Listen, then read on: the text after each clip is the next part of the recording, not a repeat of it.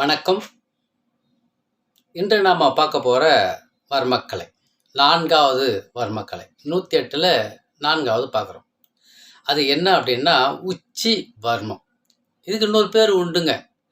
அதாவது கொண்டைக்கொல்லி வர்மம்னு பேருங்க. உச்சியில் தான் இருக்குது, தலைப்பகுதியில் தான் இருக்குது. எங்கே இருக்குன்னு நம்ம பார்க்க போகிறோம் பாருங்களா. காது இருக்குல்ல, 2 காது எடுத்துட்டோம். இந்த மையத்திலேருந்து நேர்கோடு உச்சி பகுதி போகிறேன்.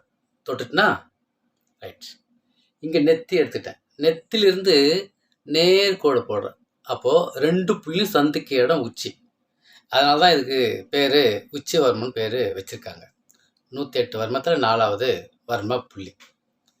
இதை தூண்டும் போது இது எப்படி செய்யணும் தெரியுங்களா? விட்டு விட்டு அழுத்தணும். 1 நிமிஷம் அழுத்தலாம், 2 நிமிடம் அழுத்தலாம், 3 நிமிடம் அழுத்தலாம். வேகமாக அழுத்தக்கூடாது.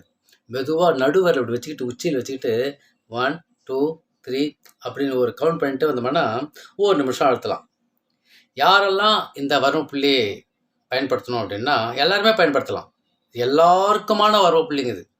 எப்படி சொல்கிறேன் பாருங்க. தூக்கம் ரொம்ப முக்கியம் தானே. தூங்குறது இரவில் தூங்கவே மாட்டாங்க. செல்ஃபோன் வச்சு அப்படியே தட்டிகிட்டே இருப்பாங்க. பகலில் தூங்குவாங்க. அப்போ அவங்களுக்கு எப்படி உடல் ஆரோக்கியமாக இருக்கும்? இரவில் ஏதோ ஒரு சுரப்பி சுரக்குது. அந்த சுரப்பி சுரக்கும் போது நல்லா தூங்கணும்.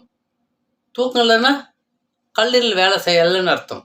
அப்போ உடல் கழிவுகள் சீராக வெளியே போகலன்னு அர்த்தம். அப்போ உடல் நோய்கள் வரதானே செய்யும். சுகர் பிபின்னு பேர் வச்சுருக்காங்கல்ல, வரதானே செய்யும். இதுக்கு நாம் தூங்கிறதுக்கு ஏற்ற வர்ம புள்ளி இந்த உச்சி வர்மம் வச்சு அழுத்த வேண்டியதாங்க.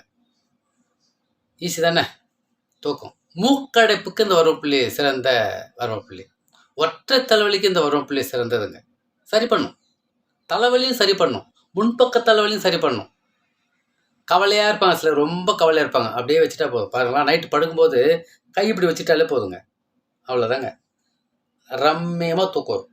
நல்லா தூக்கம் வரும். உடல் கழிவுகள் சீராக வெளியேறும். இதை நாம் செய்து பார்ப்போம். உடல் நலத்தை நமக்கு நாமே சரி பண்ணிக்கொள்வோம். இதில் பல பேருக்கு நம்ம அனுப்புவோம். அவங்களும் தெரிஞ்சுக்கிட்டோம்.